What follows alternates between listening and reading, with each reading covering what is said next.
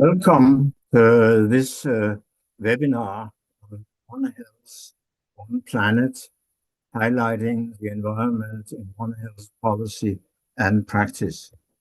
This webinar is principally organized by the Academia Europaea Hub at Cardiff University, but in collaboration with the Academia Europaea Hub in Bergen in Norway and the Environment Platform Wales. I'm Ole Petersen. I'm the academic director of the Academia Europaea Hub at Cardiff University, and it's my pleasure to welcome you all to this webinar. I will just say a few words about Academia Europaea, and then Louise Edwards, the hub manager at the Cardiff Hub, will take over and introduce the webinar itself. Academia Europaea is a pan-European academy founded in 1988 and is the oldest partner in the so-called SAPEA project by the European Commission, Science Advice for Policy by European Academies, which provides scientific evidence for the European Commission's scientific advice mechanism. Academia Europaea is, as the name implies, an all-European academy. It has more than 5,000 members, including a large number of European Nobel laureates. Members are elected basically exclusively on their scientific record, and the academy operates through a network of hubs across Europe, which you can see on the quasi-map at the lower right part of this slide. Cardiff is one of these hubs, Bergen is another one, but you will see a number of other hubs spread across Europe.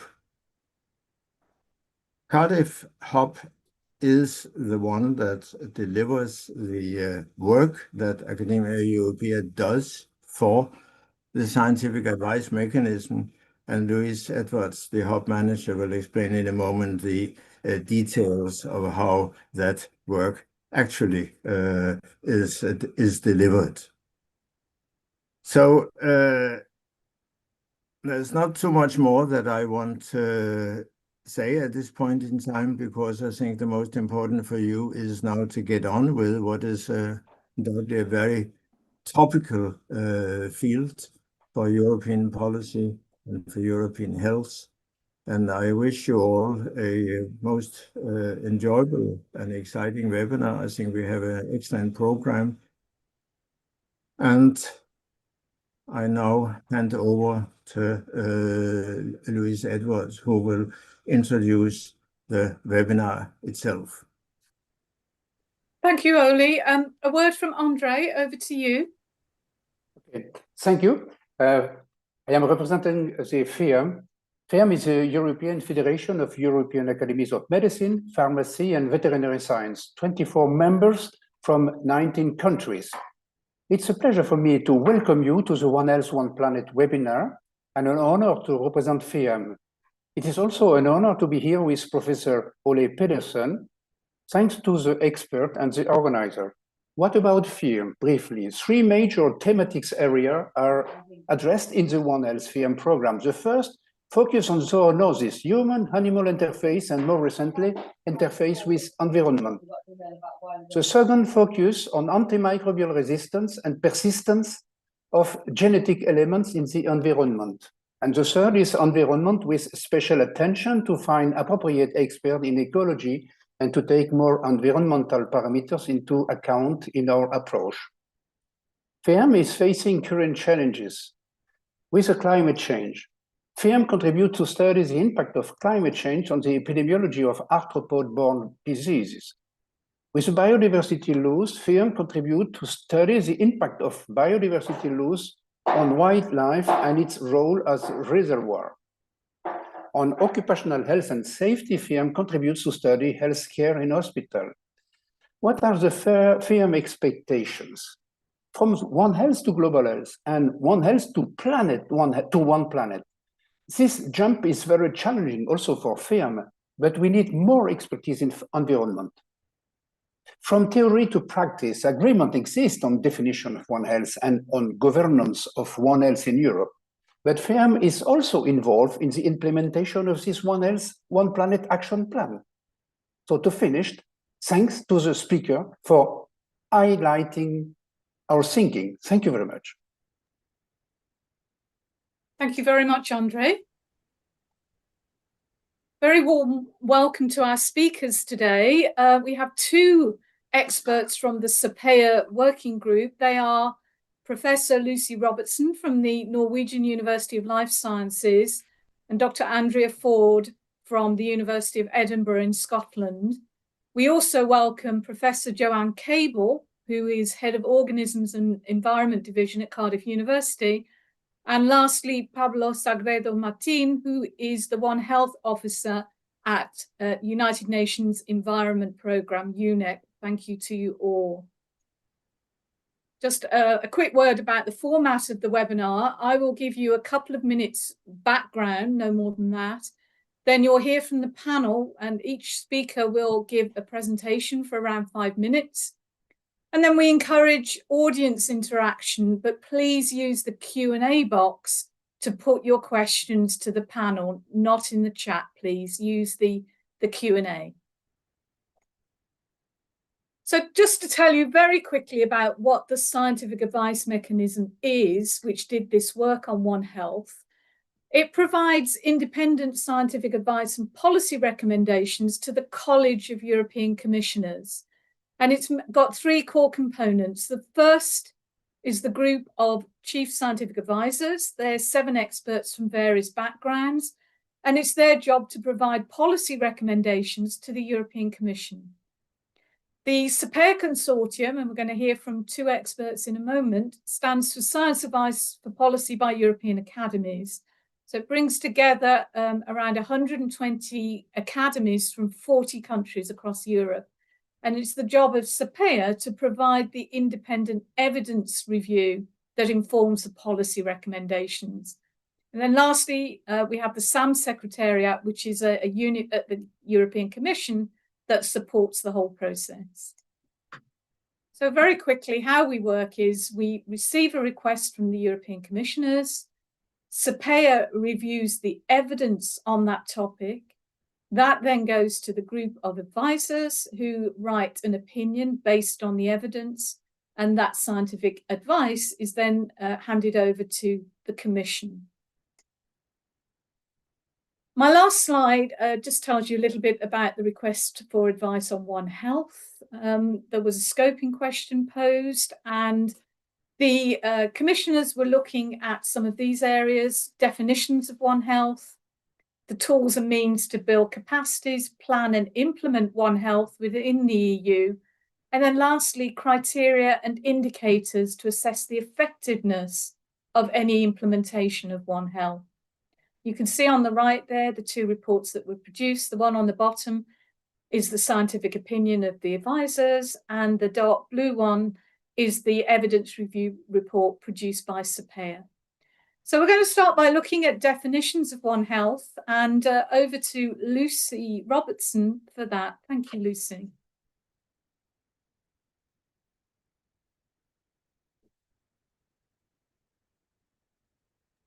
You're muted. Can hear you, Lucy. Thank you. Sorry about that. I'm going to start with the question of what is One Health. Could you click, please? Louise, could you click? The text is not coming up. Okay. So although Professor Ola Pettersson mentioned it's a topical field, there's nothing new about the idea of One Health. Its history goes back hundreds of years. I'm just going to give you a few key moments through there. And an early one is Rudolf Virchow, who was a German physician. He's considered the founder of social medicine. And he stated that between animal and human medicine, there are no dividing lines, nor should there be. The object is different, but the experience obtained constitutes the basis of all medicine. And there's a photo of him. And 3 next important things are the establishment of, first, what was OIE, which then became the World Organization for Animal Health, FAO, Food and Agriculture Organization, in 1945, and then last of those three, the World Health Organization in 1948. Next slide, please. Another important moment is the Manhattan Principles in 2004, and this was initiated by the World Conservation Society, particularly with a particular focus on zoonotic disease transmission due to recent outbreaks back then of zoonotic diseases prior to 2004, like West Nile virus, Ebola, SARS, and so forth. And they wanted to have a recognition that human and animal health and ecosystems are inextricably linked together. They produced 12 principles urging collaboration between world leaders, global health communities, and science communities, as this is the first modern, maybe we may say, idea of One Health coming up again. And next slide, please. Next, please. Then in 2010, we had the first One Health Congress, and the tripartite, that's the FAO, WOH, and World Health Organization, if I've ever said that, concept note, which also was looking at a definition of One Health, sharing responsibilities and coordinating global activities to address health risks at the animal-human ecosystems interfaces. Click. In 2022, we had the quadripartite collaboration. So we had the UNEP joining with the other three, FAO, WHO, and WOH, and they wanted to emphasize that recognition that humans, animals, and environmental health are interconnected and interdependent, and to work to address animal health threats that transcend those traditional boundaries. And then in 2023, just 1 year later, the OHHLEP, One Health High-Level Expert Panel, was created by the quadripartite, and they were asked to provide a document giving a definition of One Health, which we could work by. Next slide, please. So the One Health High-Level Expert Panel definition produced 3 points, which are rather widely accepted. I'm just going to mention 2 of them. The first 2 points, that One Health is an integrated, unifying approach. It aims to sustainably balance and optimize the health of people, animals, and ecosystems. And the second point, it recognizes the health of humans, domestic and wild animals, plants, and the wider environment, including ecosystems, are all closely linked and interdependent. On the left-hand side, my left anyway, you can see how we used to really consider One Health as a humans, animals, and wildlife interacting against a background of the environment. But the arrow leads us over to where we really are now, where we see ecosystem health, animal health, human health, all interacting together, not humans and animals interacting on a background. And that leads me on to say that Andrea will come next after me to go into this in greater detail. Thanks so much, Lucy. Yes, so as Lucy mentioned, the environment is one of the important 3 parts of One Health, although it has often been considered the neglected component, receiving less attention than the other 2, as One Health has traditionally focused more on human and veterinary medicine. In the working group, we discussed how One Health has traditionally been anthropocentric, which means that humans are more important, that we are considering ourselves the priority and the point of reference. For example, the focus on zoonoses, which has been mentioned. So zoonoses being diseases that move from animal populations into human populations, a very important issue, and one of the things that One Health is very well positioned to address. Yet it does position humans and human health and human disease as the kind of center. So in the report, in the working group, which was a very interdisciplinary group, we used philosophy and anthropology to sort of shift and deepen our thinking about this. One of the principles that we worked from was that concepts and definitions matter. It might seem kind of fussy, but getting everybody on the same page would allow for better collaboration and better ability to prioritize and realize the ideals of One Health. One of the things that we thought was a little bit unclear in the OLEP definition was the difference between an environment and an ecosystem. So as Lucy said, And as many scholars have pointed out, an environment often implies a sort of background on which people and maybe sometimes animals are operating, whereas an ecosystem implies that humans, animals, and environments are all part of the same entity.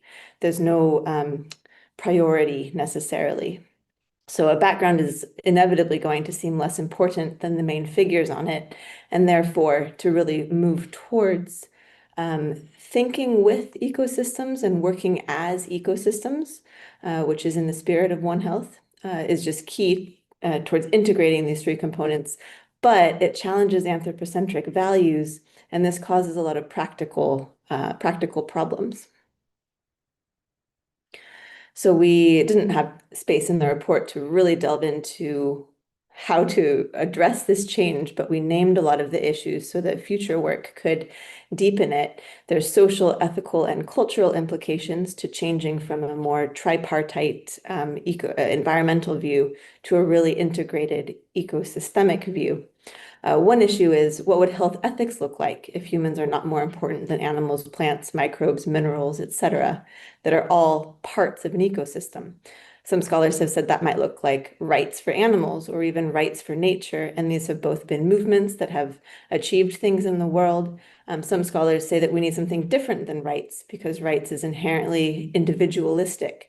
So maybe something like justice or balance is a better principle for thinking about the ethics when we get into compromising and challenging situations where sacrifices need to be made. Another issue is that currently our systems are very divided: human medicine, animal medicine, and environmental management. And they're very unequally resourced. So human medicine has the most resources. And this is the current context. So how do we make changes and take action given that this is where we're starting from? Because we can't reinvent everything overnight. We have to have an incremental approach. A key principle is to learn from indigenous and marginalized communities, because there are many people in the world who have been working from a more ecosystemic viewpoint for a very long time. And it would be in everyone's interest to have conversations about cultural values, traditional knowledge, and the kinds of contextual practices that are very context-specific, local, that have high levels of efficacy for particular places. And these types of knowledges, these types of ways of thinking about interactions haven't been as valued or as prioritized in academic and government institutions. Which leads to the last point, which has long been a key factor or a key principle of One Health, and that's transdisciplinarity. So bridging not only academic disciplines, but also sectors so that there's greater collaboration and communication. Thank you so much, Andrea and Lucy. And we move on to Professor Jo Cable at Cardiff University. Thanks very much, Andrea. That's a very nice introduction to my part of this contribution. If we could have the next slide, please. So I lead the Organisms and Environment division within the School of Biosciences in Cardiff University. And in this division, we try and understand how organisms interact with their environment. And very much in our work, we are tackling many of the UN sustainability goals, embracing this change from thinking about a human focus to an environmental focus way of thinking. And the recent pandemic, of course, was a very good way of us being able to illustrate the importance of starting from the sort of biosphere angle, where a virus has a huge impact, had a huge impact on society, and this in turn had a huge impact on the economy, rather than thinking about the economy driving many of the things that we're doing. And in the UK alone, the COVID pandemic attributed 300 to 400 million pounds loss to the economy. So huge impact there. If we could have the next slide, please. One of the things that we've been doing within the Organisms and Environment division is working with Centre for Doctoral Training Programmes, and we set up and established the One Zoo programme, which very much uses a One Health approach to tackle zoonotic infections. And so we're now working with a whole new generation of scientists to train them in their PhDs to identify environmental drivers of and sustainable solutions for zoonoses. And as we've heard, zoonoses are these diseases which can pass from humans to animals, but also vice versa. And we're working with a large partner landscape because we're very mindful that we want these PhD students to tackle real life problems. So could I have the next slide, please? We're training these students very much in a transdisciplinary way, with lots of opportunities to visit different organisations, to be trained in laboratory and field settings, have the opportunity to present their work at conferences and technical forum. And the students throughout their PhD work on different grand global challenges so that they work together and get used to working in wide teams to tackle particular zoonotic infections. And actually at the end of this month, all our students are going to Aberystwyth to study at the Bovine TB Centre. If we could have the next slide, please.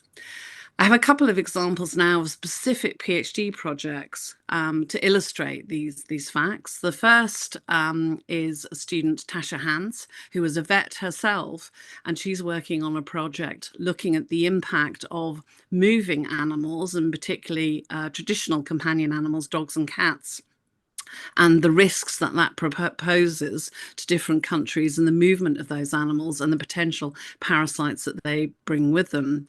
Tasha is being trained by another vet, ecologist, social scientists, and she's working with ESCAP, which is a European Scientific Council of Companion Animals. We know very well that pets are hugely important for human physical and mental health, but of course this work is also very important for looking at animal health. We could have the next slide. And one of the things that Tasha has been doing is looking at the risks of potential transfer of particular pathogens which are not native in the UK and the sources and countries that they are coming from. So parasites like Leishmania and Babesia that we wouldn't normally expect in the UK are being brought in by, in this case, companion dogs, and posing a risk to human health. In terms of environmental health, next slide, these dogs are also given lots of medication, and even though they're in small doses individually, although because we have so many millions of dogs in different countries, another PhD student, Stephen Cheng, is interested in looking at the pathways by which these pharmaceuticals leave animals, and then when they're in the environment, what impact they have on other organisms. And this sort of trend of thinking about indirect routes of pharmaceuticals is also being taken up by students who are interested in human pharmaceuticals. And so for me, it was shocking to learn from a pharmacist not so long ago that individuals with chronic health conditions in the UK and who really need to take daily medications, only 50% of them take that medication on a regular basis. So what's happening to all those other drugs that they're prescribed? A lot of that is ending up in the environment, and we have to think about the implications of that. So the last slide, please. This is another case study, this time looking more about the public perceptions of risks of particular diseases. The student, Georgina, hasn't yet started, but she will be supervised by a medic, an entomologist, an ecologist and a psychologist, and working very much with the UK Health Security Agency to think about the risks of vector-borne diseases which aren't currently in the UK, but with climate change, there is increasing reports of such diseases. And we have to think about, with elevated temperatures and different humidity levels, what factors are going to drive the presence of these diseases. So for some mosquitoes, for instance, which depend on breeding in standing water bodies. Next, we have to think about advice we give to the public in terms of controlling these water bodies. So next slide, please. And if we're thinking about measures that we're taking to encourage people to think about water conservation and water storage and ways to increase biodiversity in rural spaces and garden spaces, that is actually counterintuitive to thinking about environments for these vectors actually breeding in. But if we then give people the contrary advice, what implication is this going to have for the ecosystem?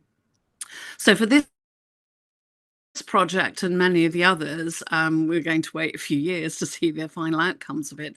But certainly in terms of solutions, we are very much looking in many respects to knowledge transfer from the global south, because although it hasn't been called One Health, they have had to tackle many of these issues that we are only now facing now because of climate change.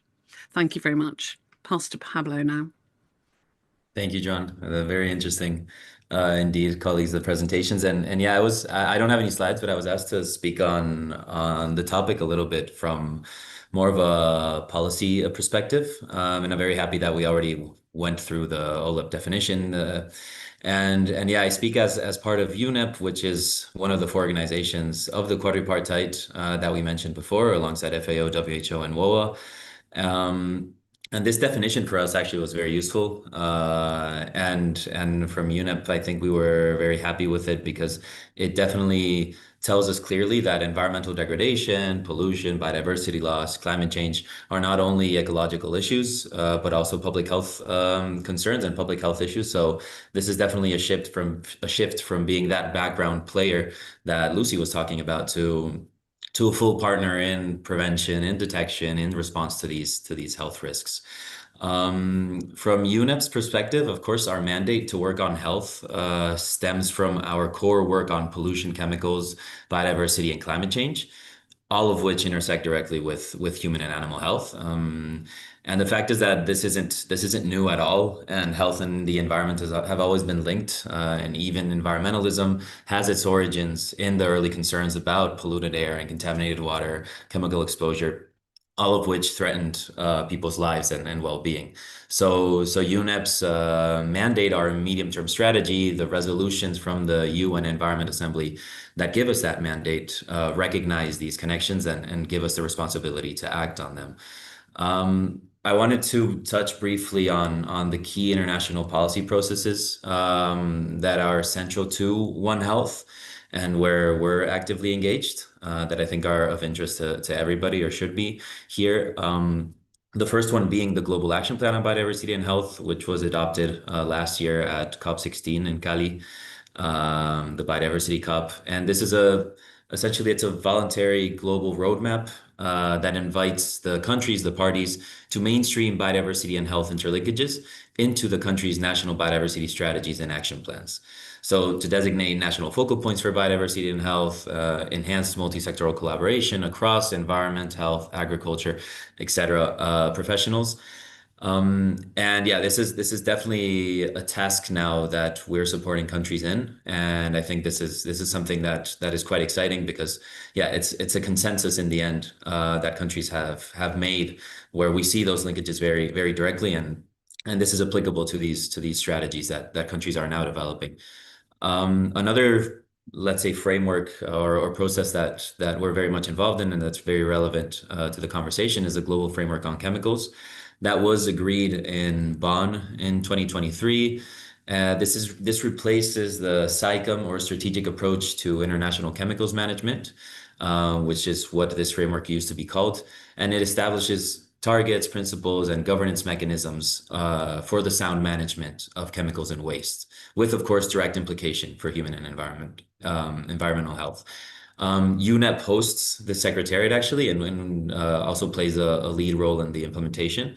And part of that implementation actually is the creation of this science policy panel on chemicals, waste, and pollution, the SPP they're calling it, which is currently being negotiated and aims to strengthen the science policy interface for chemicals and pollution, specifically in a similar way to what the IPCC is for climate change or the IPBES for biodiversity. So this is going to provide that independent policy relevant advice to guide policymakers as well. Of course, I have to mention the UN General Assembly's political declaration on AMR that reaffirmed again the importance of addressing the environmental pathways of AMR. And this declaration that acknowledged the role of pollution from human and animal activity, including pharmaceutical manufacturing, agricultural runoff, on the environment and how that affects the development and spread of AMR. So that's also a very important one. And a couple more. So we have also the International Legally Binding Instrument on Plastic Pollution, referred to as the Plastics Treaty, which is currently being negotiated, also under UNEP's mandate. We're now in the 5th round of negotiations. It was supposed to be finalized by the end of last year. We didn't reach an agreement, so that is a process that is still ongoing. And actually, the last round of negotiations are going to take place now in August. So I definitely invite you all to take a look at that and follow that, because of course it also has a lot of implications for what we're talking about here. And last but not least, I have to mention the Pandemic Treaty, which on May 2025 in the World Health Assembly of WHO was officially approved. So the next steps are now initiated, and negotiations are underway to finalize the annex that'll launch the pathogen access and benefit sharing system. And this will lay the groundwork for the signature, the ratification, and the activation after the ratifications. This is a whole process. So I'm not gonna get stuck into explaining everything, but yeah, that's another process that we have to closely follow. And I wanted to say also, of course, that these aren't isolated tracks, and that we have to see this as a whole, and find the coherence between all of these processes and between the sectors and disciplines that are involved in these processes, because it touches many of those. UNEP's side, I could say a lot of reports that UNEP has produced. UNEP is a normative agency, and we do work a lot on that science policy bridging. We have the Bracing for Superbugs report on AMR, the Frontiers report, the Global Chemicals Outlook, Global Waste Management Outlook, and of course the contributions from the quadripartite and the work of the quadripartite along with OLEP. I invite you all to take a look at that. Now in the chat, I can also share some links. But yeah, all of these tools, of course, help bridge the gap between science and policy that I think is very much necessary. Going back to the quadripartite and the key role that the quadripartite plays in helping policymakers move from this commitment to actual implementation.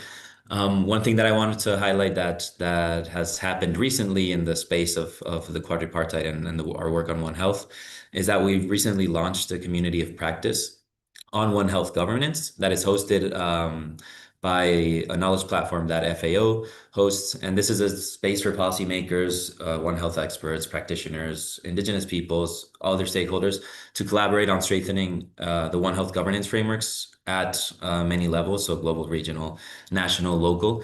And I also invite you to take a look at this community of practice, because we need more environmental voices in that space. So yeah, that's also something that I wanted to leave there. Looking ahead, I think something exciting that is coming in this space of One Health and environment and health is that in September this year, we have the heads of state and government that are meeting again in the UN General Assembly for the 4th high-level meeting on prevention and control of non-communicable diseases, which definitely marks a unique opportunity to adopt a new political declaration on NCDs and mental health conditions. That, of course, NCDs are also driven by environmental factors. So I think that the voices of One Health and the voices of that environmental dimension have to be in this conversation. So also inviting you to engage with that. And yeah, to conclude a little bit and looking at the bigger picture, John, you mentioned the SDGs, and actually, according to the latest SDG progress report from the UN Secretary General from a couple of days ago, only 5% of the SDG goals are on track. We have nearly half of them that are lagging far behind, and 18% that are actually regressing. So yeah, this is definitely a warning, and it tells us that our current way of working is not really delivering, right? Not for people, not for the planet, not for the future of all of us here. So we have all these interconnected crises, climate, biodiversity, pollution, but also these wars. We have this increasing inequality in the world. And in face of all of this, the way that we've been working doesn't really, well, it's not really worked, right?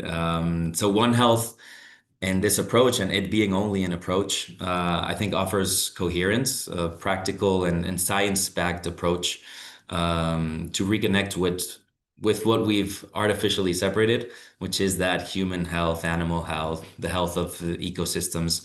So I think I mean, this is why I'm convinced that One Health is very important. And it's not about creating a new sector or a bureaucratic layer. I think we have to be very wary of that. So yeah, I think to add on that, I think preventative action when we speak about One Health has to be there by default, and putting the environment at the center is critical for this.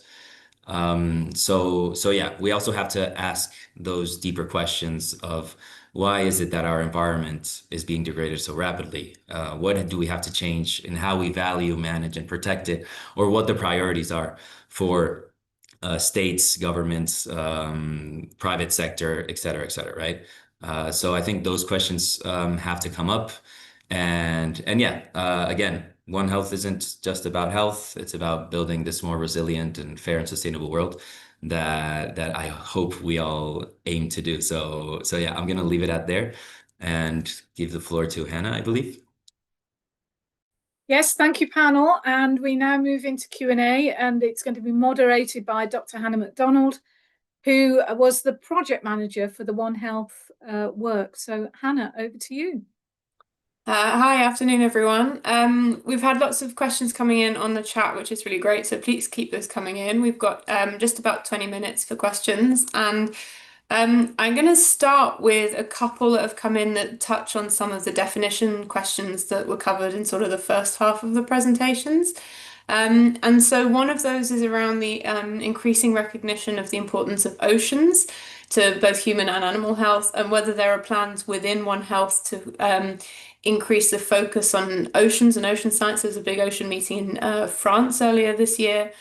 And then the second question was around the term environmental health, and whether or not that term includes the integrity of biodiversities at all levels, and is biodiversity looked at as a means or a background in terms of keeping animals and humans healthy? So I don't know, maybe Lucy and Andrea, if you've got any comments on those kind of definition points and where those things sit. I can make a start on the last question first, if that makes sense, which was whether environmental health includes the integrity of biodiversity at all levels. I'm not quite, or is it a means to keeping animals and humans healthy? I think the whole point was that the ecosystem, or an environmental health, or the health of the ecosystem, includes every level.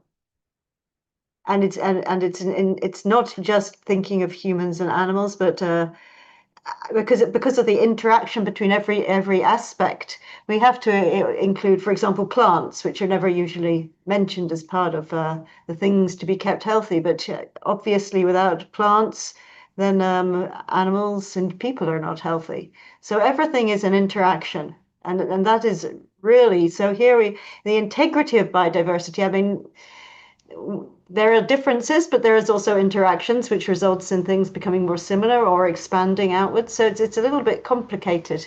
I don't think it's as a means of keeping just animals and humans healthy, but I'm not necessarily saying either that it is entirely to have the integrity of biodiversity, because things change all the time. Maybe Andrea would like to add on that. Sure. Thanks, Lucy, and thanks for the question. I think it's changing, kind of as I was trying to say in the presentation.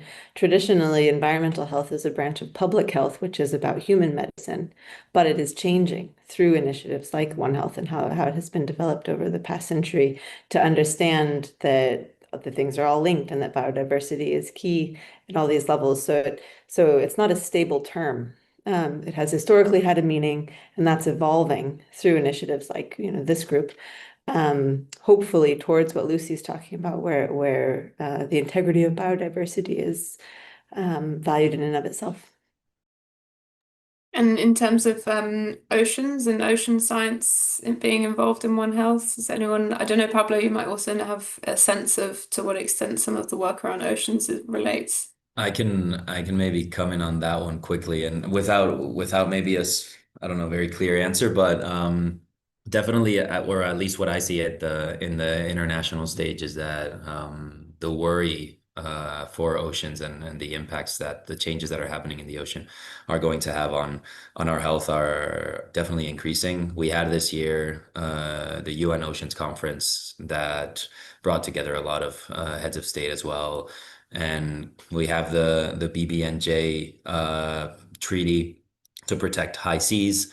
That is also something that is growing in concern. So I think there is momentum for oceans. I definitely think it's one of those areas that sometimes are forgotten, and that we should definitely not forget, because yeah, it's very much relevant what is happening there. So yeah, I think there is something there. I mean, there is that growing interest, growing momentum, and things are moving in that direction.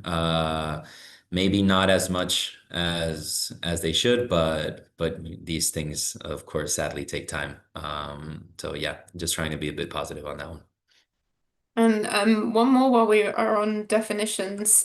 Someone's asking around the definition, the difference between One Health and planetary health, and where there's a difference, how do we get those two fields to work together? My understanding is that they are related in aim, but that planetary health focuses specifically on the capacity limits of the resources of the planet, for the continued existence and thriving of humans. But of course, if the planet can no longer survive, that will implicate everything. So perhaps traditionally more anthropocentric as well, but specifically looking at resources. I think One Health and planetary health have a lot to offer each other, and there's a lot of momentum around planetary health as well, and combining the momentum to achieve a very similar goal is the way forward. Thank you. Okay, so we've also had quite a few questions come in around some of the vector-borne diseases. And so one of these is around medical entomology, and whether where you see the role of medical entomology in terms of in terms of a One Health perspective. And then there are a couple of more specific questions, one around whether or not, Joanna, this is directed, I think, to you, whether or not there are studies going on around tick-borne diseases, in addition to the mosquito ones, and their impact both on domestic livestock and people. And then I suppose related in terms of kind of in the broadest possible sense, whether there are data and studies looking at the relationship between immigration patterns in relation to the transmission of zoonotic diseases.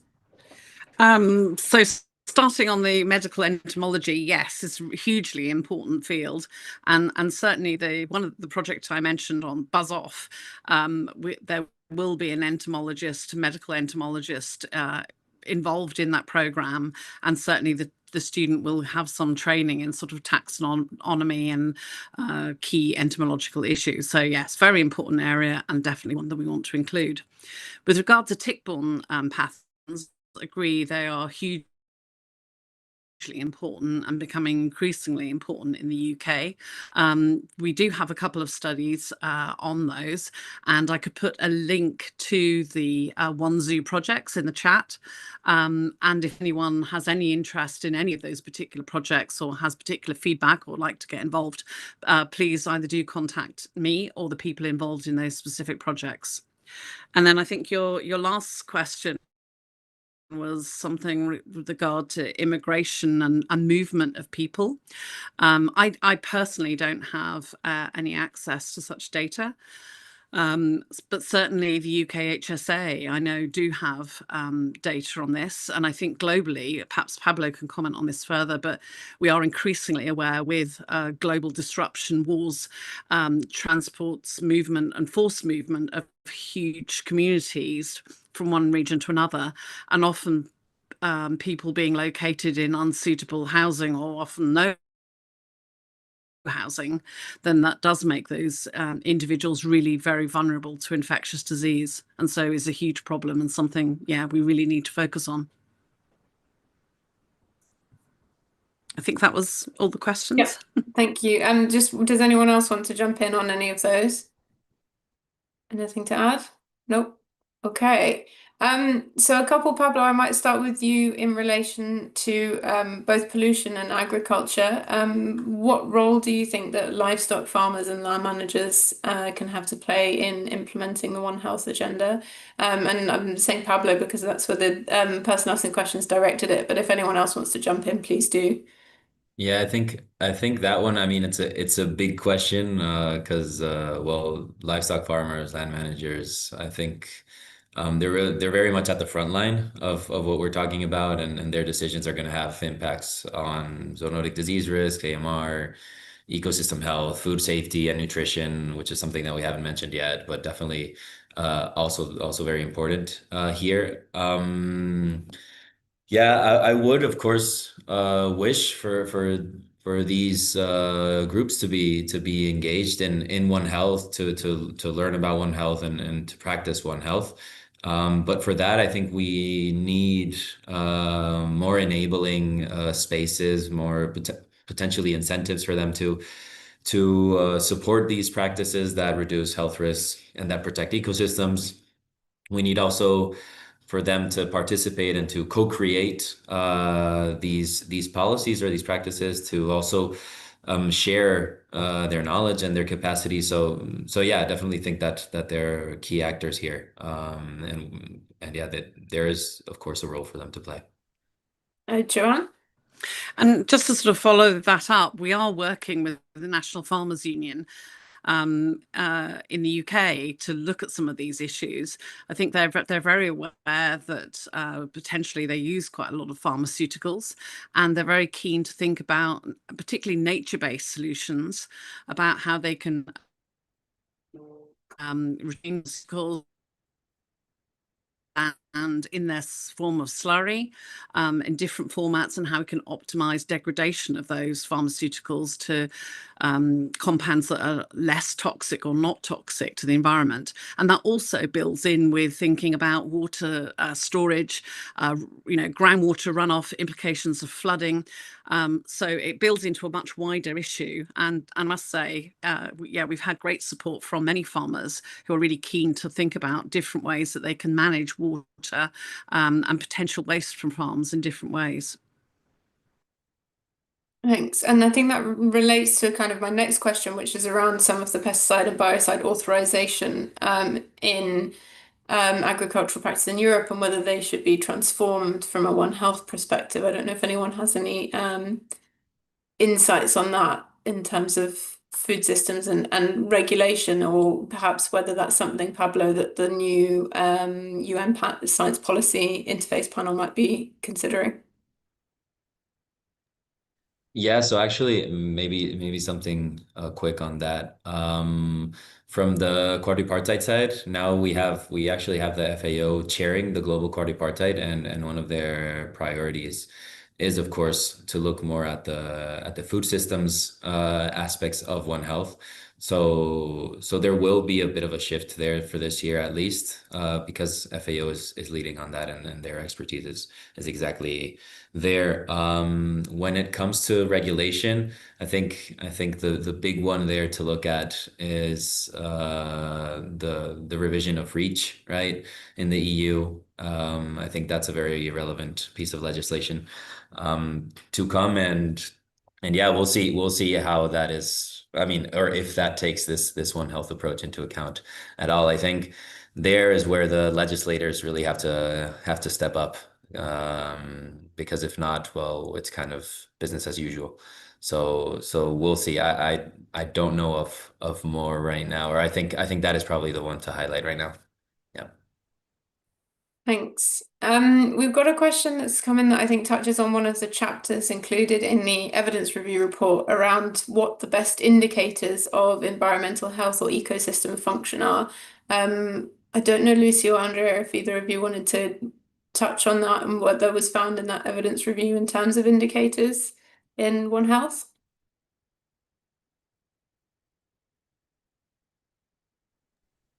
I don't have much to say on that. If you do, Lucy, you're welcome to take it. The exact question was, what are good indicators of One Health, or what are the best indicators of environmental health or ecosystem function? But I suppose that could be broadened out into some of the other ones, other things as well. Yeah, I see the question. Yeah, I don't know that there is a single best indicator of this sort of thing, to be quite honest, because there are so many parameters, and I think this is one of the difficulties of when we try to implement a One Health approach, that there are so many arms and so many approaches that it's very difficult to be all-encompassing. So I noticed that some people were asking a lot about oceans still, and why isn't this more included? And of course, it's an ecosystem there, and I do believe it is, but it's a rather different ecosystem. So what is a good indicator for ecosystem function in the ocean may not be the same as for a terrestrial ecosystem, or yeah. So I think it's very complex, and I think it's really hard to answer such a question, which is so broad in a minute or two. It's a sort of a half-hour conversation. Maybe Pablo has something to add since his hand is up. No, just to compliment, I'm definitely with you there, Lucy, on it being very, very complex. And I think that's where the challenge and also the beauty of this approach comes in, because yeah, we're tackling complex issues here. So when we talk about indicators, there are going to be many methodologies, right? And many ways of looking at this, because you have to reflect that interconnectedness across, right, the human, animal, and ecosystem health, but they also are going to have to be very much sector specific, right? So yeah, that's to capture that complexity and with the data gaps that sometimes we also have, and making sure that this data is interoperable. I think that's where the challenge is, and that's towards what we have to work. But Andrea has her hand up, so I'll let her speak. Go ahead. Thanks. I guess thinking it through, one thing that I would say, given the complexity of the situation, I would interpret maybe not an indicator of a specific ecosystem's health, but an indicator that different components are being more balanced is when there would be conversations about limits. And that relates to a question that's about technology, including AI, and whether that's good or bad. I would like to see a conversation around what the goals would be of said technology, and including a sense that, for example, damage to the ocean is something to be counterbalanced with increased efficiency in human systems. And if those sorts of conversations are happening that involve trade-offs and sacrifices, and genuinely consider ecosystems in those conversations about values, I would consider that an indicator of health in a broader perspective, in a perspective of it's being valued, which will make it so that more micro level indicators improve. Thanks. That's really good point, and touches on some of the aspects that you're talking on in your presentation around justice. But and a couple of questions have come in also around whether it would be possible to conduct research in One Health focused on the environment and animals, and then trying to infer that to then include humans. I don't know if anyone knows of any examples of that kind of research.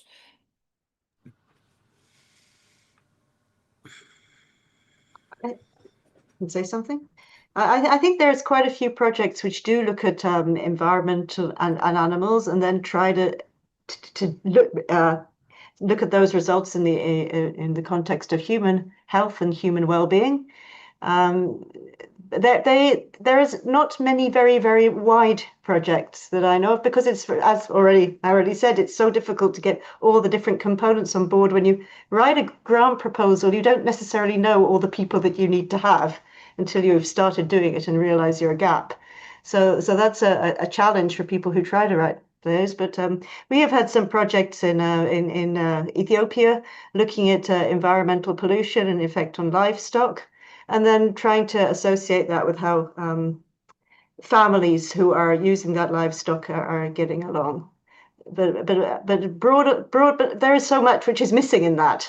It's still very narrow, and I think this is where the big challenge is, to try to collaborate right from the start, but then knowing how to begin is very tricky. And I think, just to add to that, I think many projects might only consider one aspect of One Health or two aspects of One Health, just because of the funding model, and you don't have enough money to cover everything. But the important thing is that if you embrace the One Health approach, you might be working in parallel with someone who's working on another study which is complementary. So you might be working on the animal aspect, but someone else is working in parallel on the human aspect. And for instance, I have colleagues working in India who are looking at pollution events and looking at correlations between various different industrial outputs and various lung cancers in local people. And interestingly, that particular study showed that it wasn't actually the industrial inputs in that particular area that's having the huge impact, but there was a real sex difference in that women were much suffering more from respiratory diseases, largely because they were doing cooking in unsuitable locations. So yeah, interesting project. Really interesting. And I think just to go to one final question, which is whether or not you have any other examples of knowledge transfer from the Global South. And I'd broaden that also to something you mentioned, Andrea, around Indigenous knowledge and practices. You've shared a couple already, but I don't know if you have any other examples. Certainly for me, talking about these vector-borne diseases, it is more anecdotal at the moment, but it is talking about colleagues in different countries where they have experienced long-term exposure to particular vector-borne pathogens. And for instance, they are having to change the way in which they put water bodies out. And that could be water for their dog. Or it could be going onto the roof and looking at any water pooling in ventilation systems that are actually providing habitats for these breeding mosquitoes that then, if they don't remove them, literally causes direct diseases to families and communities within the local area. So that is very much anecdotal, but I think talking and working with colleagues all around the globe is hugely important. And that's one of the reasons why we are trying to embrace with our training program that all our students are taught to be global citizens right from the beginning, and thinking about really what that means, whatever project they're working on. The aspect of Indigenous knowledge that I'm personally most familiar with is around food systems and industrial agriculture. So there was another question as well around animal-based food systems. And there are ways to have animals in food systems for humans that are not industrialized. And there's a lot of Indigenous knowledge that's context specific around that, which could inform the conversation, which sometimes is like vegetarianism, like abolish the food system, or like from a rights perspective, it can sometimes be, is it right or wrong to have animals be part of the food system? Whereas you could also look at it as a shift to how do we do this? What are the ways that we're in relationship with the animals that we may also eat? And I think there's a lot to be gained from Indigenous communities in those respects and work being done in the area. Thank you very much. And thanks again to everyone for submitting their questions, and to all the speakers for answering them. And I'll hand back to Louise now to just quickly wrap up. Thank you, Hannah, for a tremendous Q&A. That was absolutely brilliant. The recording of the webinar and the slides will be made available. We'll share those. And it just remains for me to thank the members of the panel, the organisers, the people who've been involved as supporters. Thank you all very, very much indeed. Thank you to you, the audience. And we'll look forward to seeing you at our future webinars. Thank you very much indeed, and goodbye.